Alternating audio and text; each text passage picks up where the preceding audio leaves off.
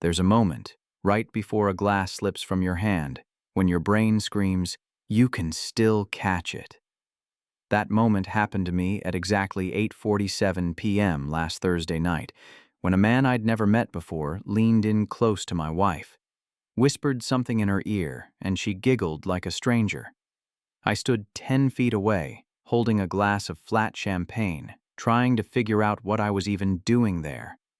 I wasn't on the invite list. No one had asked me to attend. My name wasn't on a single badge, but I owned the goddamn venue, literally.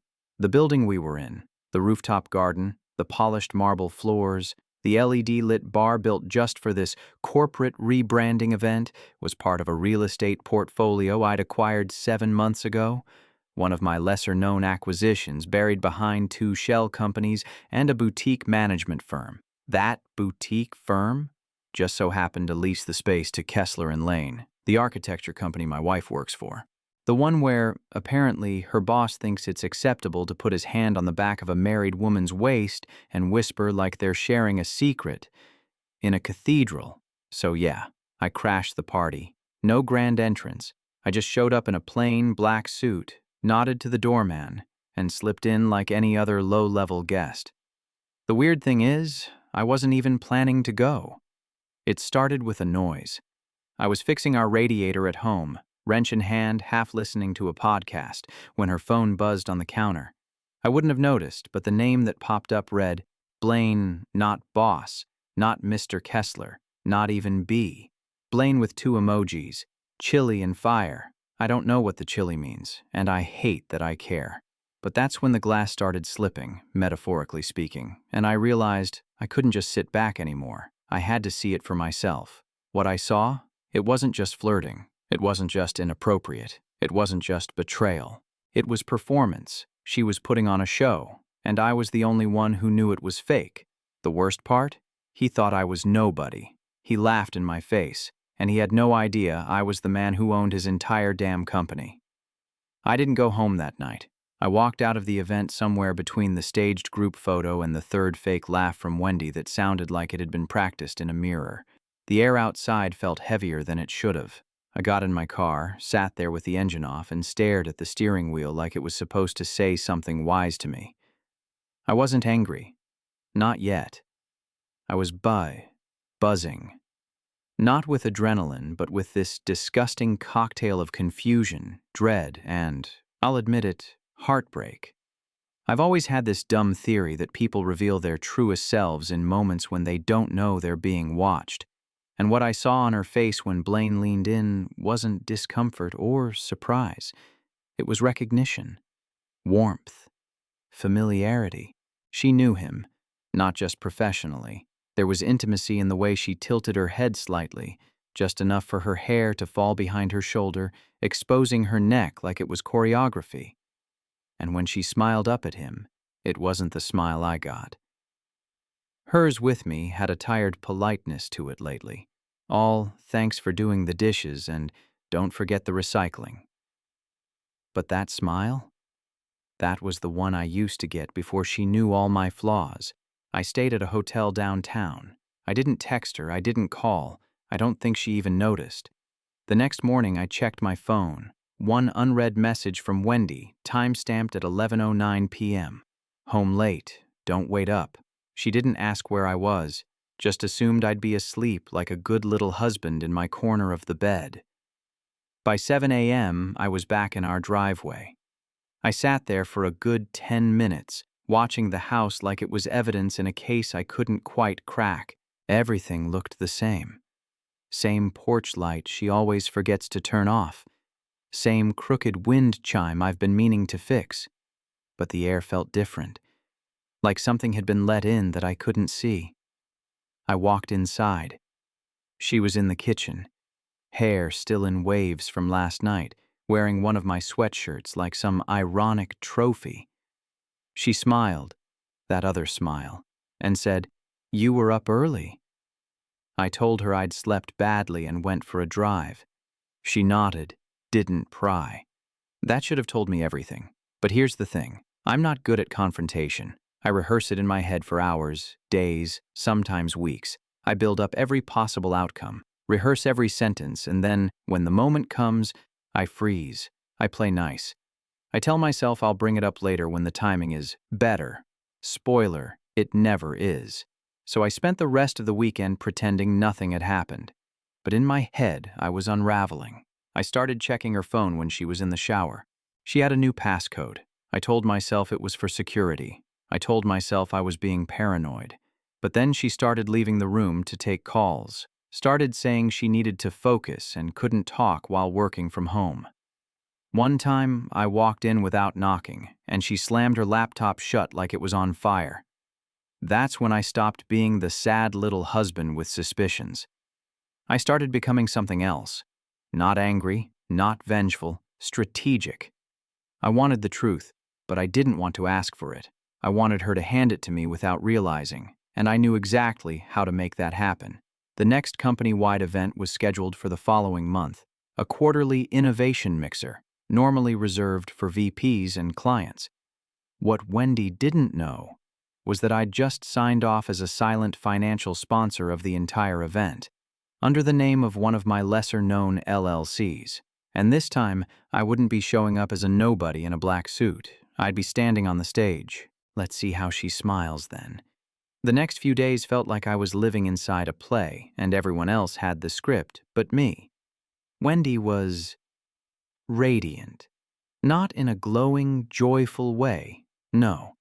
It was this strange, buzzing confidence, like she was walking around holding a secret and enjoying its weight in her pocket. She started dressing sharper. Not over the top, just intentional. Blazers that showed just enough, heels that echoed through the hallway like punctuation. She started wearing this lipstick I hadn't seen in years, deep, matte red, the kind she used to save for anniversaries. But now she wore it on Tuesdays. Once I asked where she was heading after work, and she blinked, like the question annoyed her, and said, "Just drinks with the team." Then she paused, looked me up and down, and added, "Why?" I shrugged and said, "Just curious." That was it. But her eyes lingered a little too long, like she was daring me to say more. That's when I knew. She didn't think I had it in me. She didn't think I'd ever question her. She thought I'd keep being the nice, passive husband, always making tea and asking if she needed the car. And honestly, for a while, I might have. But something about being mocked in a building I own, by a man whose paycheck has my initials on the back end, it flipped a switch in me I didn't know I had. I called my lawyer and asked him to draft a minor executive-level attendance pass under a different company name.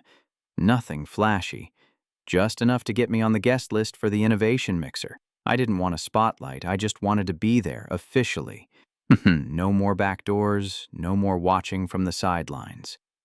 The best part? Wendy was asked to help run the event. She even mentioned it at dinner. Apparently, one of the new investors will be there. Total mystery guy. Nobody's met him yet, she said between bites of pasta, not even looking up from her phone. I almost laughed. Instead, I poured her more wine and told her she was amazing. Let her have her moment. Let her feel powerful. Because soon, she'll be standing across from me in a room full of her coworkers, her boss, and her assumptions. And I wonder what she'll say when she realizes the man she's been lying to is the same one funding her fancy hors d'oeuvres. I didn't need revenge. Not yet. I needed confirmation. Something undeniable. Something I wouldn't be able to second-guess at 3 in the morning when I stared at the ceiling, wondering if I was just broken and jealous. I needed truth. Raw, ugly, impossible to explain away. So I planned my next move with the patience of a man rearranging knives in a drawer. Wendy had no idea I'd already RSVP'd to the innovation mixer. She was too busy obsessing over the decor and catering.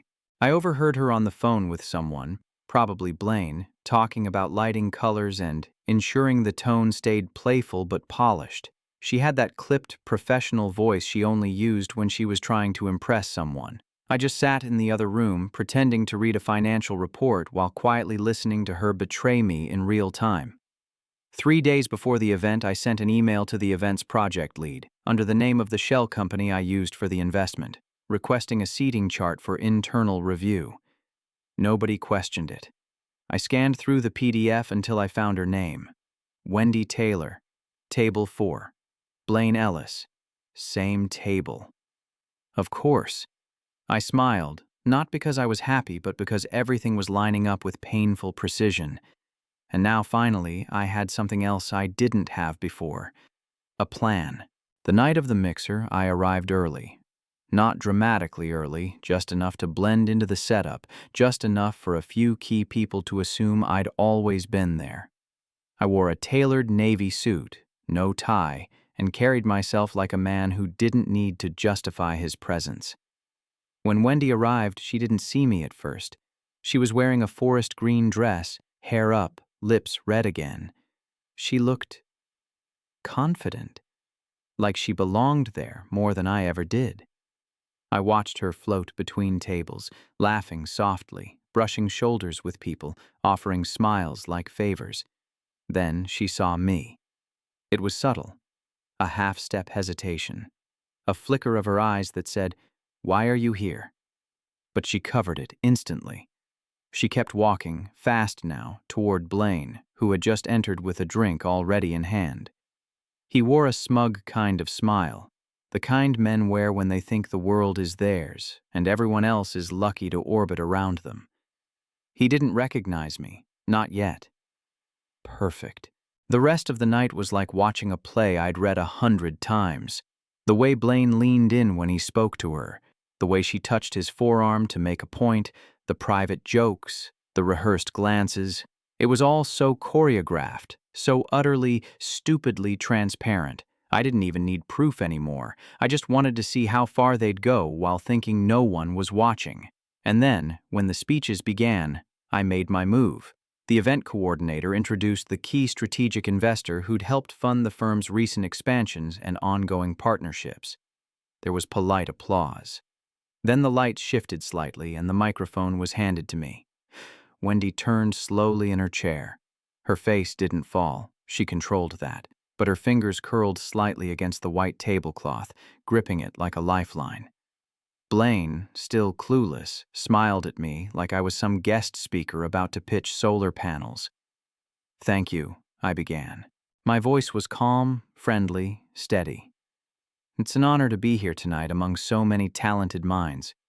People building, creating, shaping the future of design. That's why I invested in this firm, because I believe in the people behind it, even the ones who don't know I'm watching." I glanced at Wendy, just a glance. No drama, no accusations, but she flinched, just enough for me to see it. And that's when I knew the real show was only just beginning. After the speech, I didn't look at her again. That was the move. Ignore her. Smile at everyone else. Shake hands with the VPs, talk numbers, make jokes. Pretend I wasn't the ticking bomb sitting at the edge of her carefully constructed world. I could feel her watching me from across the room, waiting for a signal, a nod, a smirk, something. But I gave her nothing, and that's when she started overcompensating. She laughed too loud. It wasn't even subtle, the kind of laugh that doesn't match the joke, that makes people turn their heads just to see who's forcing joy like that. She clung to Blaine's arm like a lifeboat, kept whispering to him, brushing her hand across his jacket like it was lint she was brushing off, though there was nothing there, just an excuse to touch him. I made a point of shaking Blaine's hand before I left. He still didn't recognize me, just called me Devin, nodded like he was already forgetting me, and moved on to pour himself another whiskey. I looked at Wendy once more, not with anger or pity, just a calm, deliberate awareness. She smiled at me like everything was fine. But her eyes weren't smiling. I didn't say a word. I didn't need to. The next morning I left for a business trip. She didn't ask where. I didn't offer. That silence between us? It was louder than any screaming match we could have had. But I wasn't leaving the city. I had other plans, and they involved someone on the inside, someone who didn't like Blaine either. It wasn't about catching her anymore. I already knew. Every breath she took around Blaine confirmed it. Every too-perfect excuse, every sudden meeting, every change in routine, it all pointed to the same thing. But I didn't want evidence for court. I wanted context. I wanted to understand how long she'd been lying to my face while sitting across from me at dinner, while texting him under the table while I picked up her dry cleaning like some idiot husband still proud to carry her name. So I stayed in the city, checked into a small apartment we kept for traveling execs, a place no one would associate with me.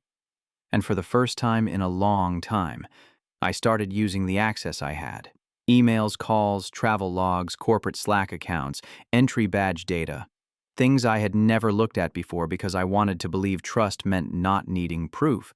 But now that I knew the truth, I wanted the details. That's when I found something strange. Blaine had been scheduling client strategy sessions every other Friday after hours. But those entries were vague. No client names, no follow-up summaries. Just blocked time, usually between 7 and 9:30 p.m. They all took place in the same office, one with no windows tucked away in a part of the floor that was technically under renovation. I called someone I hadn't spoken to in years, an old maintenance contractor named Maurice. We once shared a bottle of bourbon after a fire inspection in a different building I owned. Quiet guy. Smart. Invisible in the best way. I asked him if he still worked weekends at Kessler and Lane. He did. I wired him a sum I won't mention and asked one question. Has anyone been using that back corner office on Friday nights?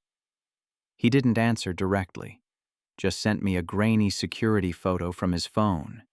It showed Blaine, shirt untucked, jacket off, and Wendy sitting on the edge of the desk, laughing, holding a glass. I stared at that photo for 10 straight minutes. Not because it shocked me, but because of how comfortable they looked, how normal it was. They weren't hiding. They weren't being careful. They were used to it. The rage didn't come the way I expected. It wasn't hot or wild or explosive. It was cold, mechanical, like flipping a breaker and watching a room go dark. I thanked Maurice. He offered to send more, but I told him no. One was enough. More would just make me a voyeur in my own tragedy. Instead, I made a call to legal. I had no intention of firing Blaine. Not yet. I wanted him confident, secure, smug. I needed him to think he was untouchable for just a little while longer. But I did start the paperwork to quietly audit all third-party consulting contracts, including the one Wendy had been angling to lead. And I made a note in my private file. Move Blaine's team under stricter compliance review. Not publicly, just enough pressure that he'd feel the walls start to close without knowing why. Meanwhile, at home, I played the part, smiled, asked about her day, even brought her flowers one night. She seemed surprised, maybe even a little guilty, but she kissed me and said thank you, like we were still us. She had no idea I was dismantling her little fantasy brick by brick. It happened on a Tuesday. Quiet, ordinary, painfully corporate. I showed up at the office earlier than usual and made sure to take the main elevator, not the back one executives usually use. I wanted eyes on me. I wanted whispers. I wanted word to travel before I even reached the 12th floor. When I stepped into the main conference room, Blaine was already there, laughing about something with his assistant, pretending the world belonged to him. And then, mid-sentence, he turned and saw me. For a moment, he didn't react, just blinked like his brain was buffering. Then came the flicker, a twitch at the corner of his jaw, the slow realization.